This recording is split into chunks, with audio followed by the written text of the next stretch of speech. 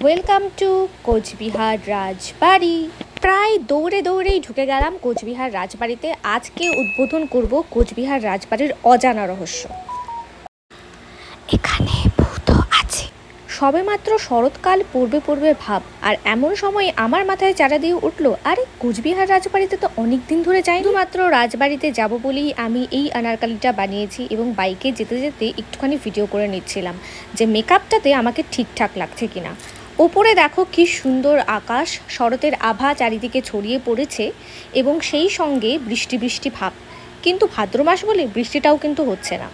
ওই তো প্রায় চলে এসেছি রাজবাড়ির সামনে। রাজবাড়ির মাথার চূড়োটা কিন্তু দূর থেকেই দেখা যাচ্ছে। লাল সাদা এই রাজবাড়ির লাল রংটা কিন্তু শক্তি এবং ক্ষমতা বোঝায় এবং সাদা রংটা কিন্তু পবিত্রতা ও নির্দোষিতা বোঝায়। তো দেখো সামনেই চলে এসেছি একটা সিংহ দুয়ারের সামনে, যেটা দেখেই মনটা খুশিতে নেচে উঠল। রাজার বাড়িতে রাজকীয় বাথরুম থাকবে না তা কি কখনো হয়? এই রাজকীয় বাথরুমটা কিন্তু ঠিক রাজবাড়ির পাশেই কোচবিহার পার্কে বানানো হয়েছে।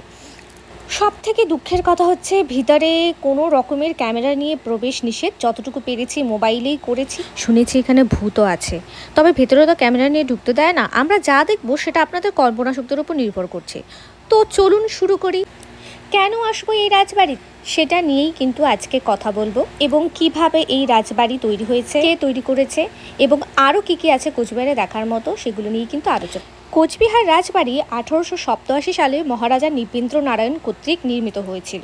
এই প্যালেসটি ইউরোপীয় রেনেসাঁ স্থাপত্যশৈলীর আদলে তৈরি করা হয়েছে। ভাবতে পারছেন সে সময়ের আসবাবপত্রগুলো ডিরেক্ট লন্ডন থেকে আনা হয়েছিল, ভাবা যায়? রাজবাড়িটির স্থাপত্য ব্রিটিশ রেনেসাঁ শৈলীতে নির্মিত, যা দেখলে ইউরোপীয় রাজপ্রাসাদের কথা মনে পড়ে। এই অনন্য স্থাপত্যশৈলী আর কোথাও দেখা যায় না, যা পর্যটকদের জন্য বিশেষ আকর্ষণের।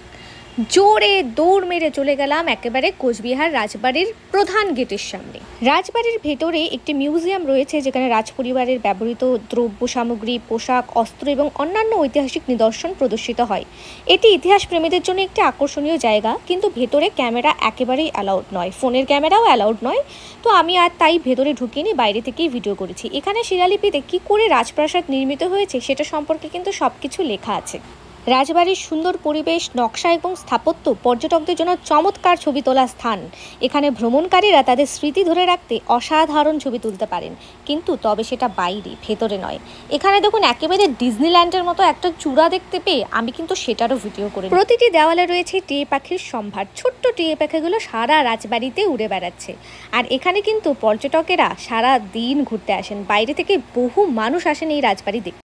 1887 সালে তৈরি এই রাজবাড়িতে কিন্তু আজও বহু লোক ঘুরতে আসেন, এবং আমাদের রাজার শহরের এই হচ্ছে সেই রাজবাড়ি। বলা হয় এখানে যে সভাগৃহটা আছে সেখান থেকে ডিরেক্ট একটা সুড়ঙ্গ পথ কিন্তু সাগরদিঘি অবধি চলে গেছে, এটা কিন্তু বলা হয়। এবং সেই ভূতের ব্যাপারে বলছিলাম, সেটা হচ্ছে রাজবাড়িতে আজও নাকি রাত্রিবেলা অনেকে অনেক রকমের আওয়াজ শুনতে পান। কেউ কেউ ঘুঙুরের আওয়াজ শুনতে পান, কেউ কেউ মনে হয় যে কারো পেছন পেছন কেউ হাঁটছে, বা অনেক রকমের আওয়াজ কিন্তু আজ ওই রাত্রিবেলা এই রাজবাড়িতে শোনা যায়। বসে বসে ভাবছিলাম রাজবাড়ির লাল রংটা বুঝি ভারতীয় সংস্কৃতিতে উৎসব, আনন্দ এবং পবিত্রতার প্রতীক। রাজবাড়ির লাল রং রাজপরিবারের বিভিন্ন উৎসব ও ঐতিহ্যবাহী অনুষ্ঠানের প্রতীকই বহন করে হয়তো। আবার সাদা রংটা স্থিরতা এবং শান্তির প্রতীক বহন করে। এটি রাজবাড়ির স্থাপত্যের সৌন্দর্য এবং শান্তিপূর্ণ পরিবেশকে তুলে ধরে, এটাই কিন্তু মনে হচ্ছিল আমার। চলে এলাম রাজবাড়ির পেছন দিকটাতে। এইখানে সৌন্দর্য একেবারেই আলাদা রকমের। স্নিগ্ধ শান্ত নীল আকাশের সঙ্গে লাল সাদা সংমিশ্রণ এর সৌন্দর্যটাকে কিন্তু বহু গুণ বাড়িয়ে দিয়েছে। আমি শুধু দেখছিলাম পেছনে সবাই শান্তিতে বসে কি করে তাদের নিজস্ব সময় কাটাচ্ছেন। হয়তো রাজা রানীরাও তাদের গোপন সময় বা সুন্দর মুহূর্তগুলি এখানে কাটাতে আসতেন। এখানে রয়েছে বিভিন্ন বড় বড় দরজা, সাদা রঙের, যা আমার হাইটের থেকে তো অনেকটাই উঁচু ছিল, কিন্তু তাই বলে কি ছবি উঠবো না? এখানে বিভিন্ন পোজে ছবি উঠেছি আমি, এবং প্রত্যেকটা পোজ কিন্তু তোমাদের জন্যও রেখেছি। অসাধারণ সব ছবি তুলতে হলে এখানে কিন্তু আসতেই হবে একবার। এরপরে তোমাদেরকে দেখাই ফুলের সম্ভার। প্রতিটা কোনায় কোনায়, প্রতিটি জায়গায় এত সুন্দর ফুলের গাছ লাগানো। দেখুন এই দেওয়ালের সামনে দাঁড়িয়ে মনে হচ্ছে আমি নিজেই এক টুকরো ইতিহাস। আমার সাথে এই দেওয়ালের একটা সেলফি নেওয়া যাক। কিন্তু সমস্যা হলো দেওয়ালের সাথে পোজ দিয়ে ছবি তুলতে গেলে দেয়াল আর আমি কে বেশি ফোকাস পাবো সেই নিয়ে লড়াই শুরু হয়ে যায়। সবাই এসে এখানে এমনভাবে পোজ দিচ্ছে যেন নিজেই রাজা রানী। হ্যাঁ, আমিও একটু চেষ্টা করি যে এখানে আমি আমার রাজবাড়িতে চলে এসেছি। নিজের মনের মতো কতক্ষণ সময় যে এই পেছনটাতে কাটালাম, সত্যি ভুলে যাচ্ছিলাম যে সময় চলে এসছে বাড়ি যাবার আগেও মন চাইছিল যেন এখানে একেবারে রাত্রি অবধি বসে থাকলে সত্যি যদি ভূতের দেখা পাওয়া যায়।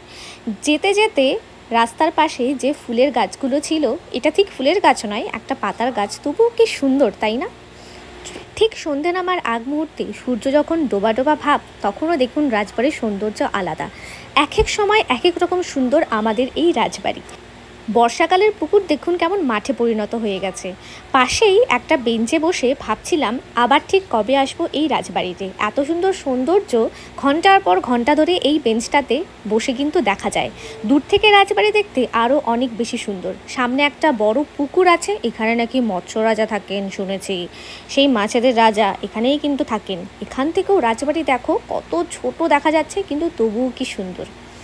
সূর্যের আলোয় নিজেকে একটুখানি আবার দেখে নিয়ে সামনেই আখের রসের দোকান পেলাম।